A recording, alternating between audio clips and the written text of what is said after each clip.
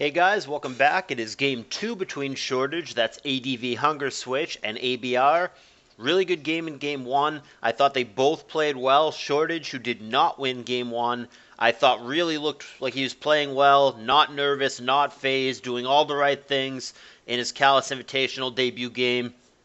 Unfortunately, ABR caught a timely freeze, and that prevented Shortage from getting it done. I think that freeze, unfortunately, was the turning point in that game.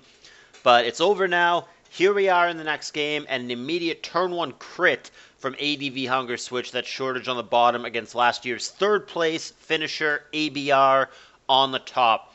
Zapdos and T-Tar are, of course, standard leads.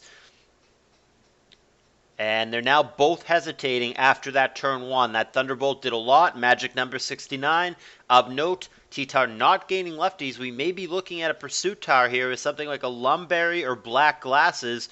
And Blissey here may try to pass Wish. Goes Thunder Wave instead after Scarm comes in for Shortage, getting a first layer of spikes down. Somebody asking if it's for what has become affectionately known as CALLOUS Cup. I don't call it that. This tournament is CALLOUS Invitational 4. Get it right. But yes, the short version of this, people call it CALLOUS Cup. Fine by me.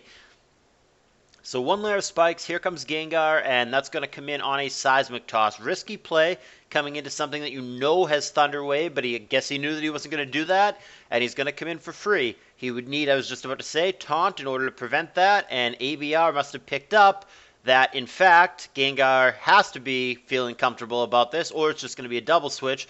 Otherwise, why would he make the switch? So he goes Ice Beam to avoid the taunt, and, I mean, the damage is whatever, 28%. But having deja vu from last game, ABR freezes, Advanced Hunger Switch, Shortages, Gengar, just as he did last game. Last time it was Ice Punch, this time it's Ice Beam. Shortage has got to be a little bit annoyed by the frozen Gars he's had throughout this series. To be fair, Shortage did get a turn 1 crit. That's something, but the freeze is more devastating out of the hacks, it certainly seems. Alrighty. So turn 7, we've had a little bit of a Hacks Fest, but it's not too wild yet. It's going to be a Seismic Toss and a Roar, and here is our first appearance in the main event, but certainly not the last appearance, I can guarantee you that, of the Prickler. Cacturne is in, and there is layer number 1 of spikes from ABR. We don't know if this is Veil or if it's simply double Veil, but Cacturne has made his first appearance of the tour. Here's Mag trying to catch the Scarm. That's bad for ADV Hunger Switch. Doesn't get spikes off. Full power comes down. Immediate Thunderbolt. There's the KO. Here's Dougie for the revenge, however, so we've got ourselves a quick 5-5. If this is the traditional, boring, bog standard double Veil, we're looking at Swampert plus Gligar in the back. Gligar does not necessarily have to be there.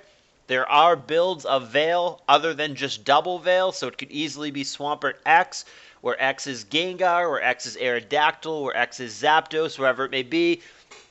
But now we don't have to wonder about it anymore. We now know here's Gligar. It is double Veil for ABR, making its first appearance in the main event. It was used a couple times in play-ins, reignited a controversy about whether this shit should be allowed at all. The players voted on it, and it was definitely controversial. It was definitely split, but the outcome ended up being, yes, we are going to allow Sand Veil. So here it is, double Veil for ABR. We'll see if he gets it done. It is a Crunch Tar, as we anticipated. Must be holding, like I said, Lumberry or Black Glasses, but it's going to go down. ABR has publicly shared his build of this team. If he has stuck to that, then the Cacturne has HP Grass, not HP Dark, and that does seem to be the case. Dark there would have really hit the Zapdos. That was a great turn. Toxic on the Cacturne. Now remember, 85 base accuracy, that's before Sand Veil, so there was a great chance that that was going to miss. But he connects, and that Cacturne should be in big trouble now. And this is one of those situations where having Grass but not HP Dark is a real issue, because now Cacturne cannot touch this Celebi in any meaningful way. He is resigned to his fate of spiking up before succumbing, and Celebi begins Calm Minding up. ABR out of the way, and there is CM number 2.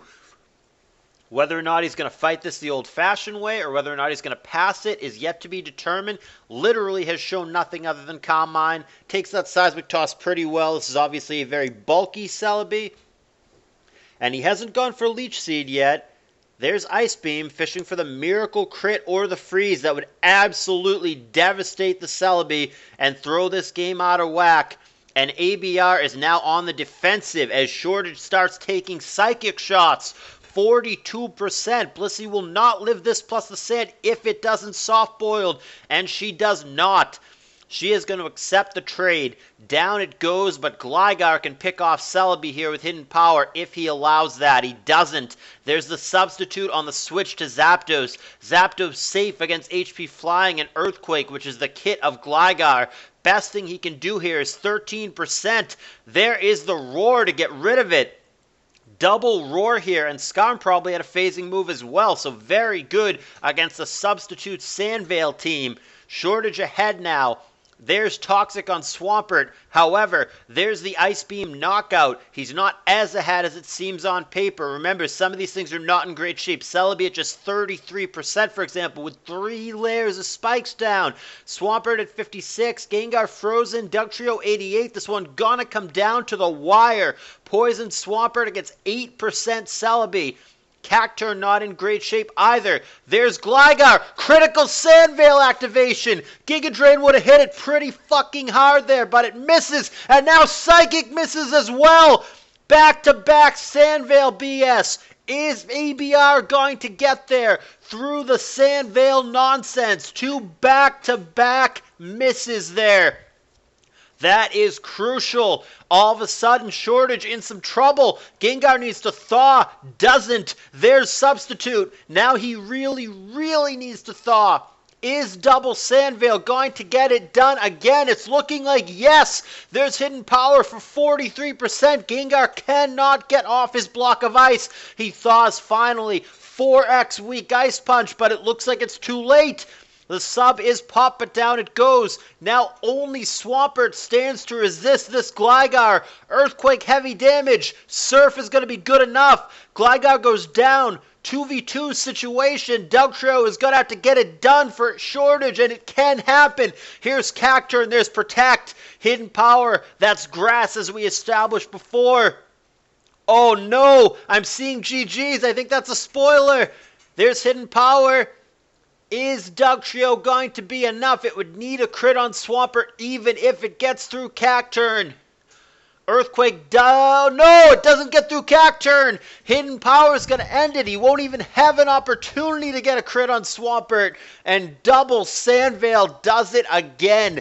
Gligar clutch dodges both Giga Drain and Psychic. And Shortage is going to get robbed for a second time. ABR 2-0 over Shortage, and man, did he get some critical luck in both games. Gengar frozen both times for Shortage, probably costing him the game in Game 1. I don't know if it was the freeze specifically in this game, but certainly the freeze combined with the very, very critical back-to-back Sandvale dodges ended up sealing his fate. Shortage, I think, looked very good in this set, played very well and looked like he belonged here in his CALLOUS Invitational debut. I feel very good about inviting him. I think he played very, very well despite what the scoreboard is going to say. But ultimately, it is all about wins and losses. ABR, last year's third place finisher, looking to make money in this tour again. He is the 2-0 victor in this set, and he will be in the winner's bracket. Hope you guys enjoyed it. Was an entertaining one. This has been a fun tour, and there is so much more to come. Do give me a thumbs up if you've been enjoying this tour, and remember, of course, that we are still accepting donations if that's something that interests you. Thanks for watching, and I will see you guys in a lot more videos.